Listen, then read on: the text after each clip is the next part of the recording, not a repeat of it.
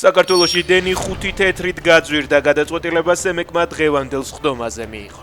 ელექტროენერგიაზე ტარიფების ზრდა წინა წლის 30 დეკემბერს 3 თვით გადავარდა. 1 აპრილიდან კი დენის დანახარჯის გამოთვლა ახალი ტარიფებით დაიწყება.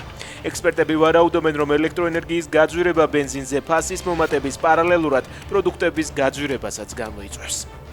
ტრამპის მიერ რუსეთისთვის სანქციების გახანგრძლივებით ივანიშვილისთვის დაწესებული სანქციებიც ძალაში რჩება. ამერიკის პრეზიდენტმა რუსეთის წინააღმდეგ ბაიდენის ადმინისტრაციის მიერ დაწესებული შეზღუდვების 1 წლით შენარჩუნების ბრძანებას ხელი 24 მარტს მოაწერა.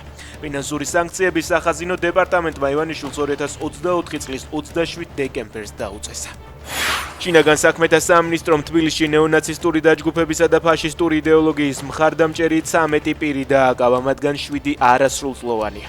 უწყების ინფორმაციით ძალადობრივი ორგანიზაციის წევრები მსხვერპლთა მიმართ განსაკუთრებულ სისასტიკეს იჩენდნენ. მათ ძარცვავდნენ ძალადობის სამსახვალ ფოტო-ვიდეო მასალას კი სხვადასხვა პლატფორმაზე აქვეყნებდნენ.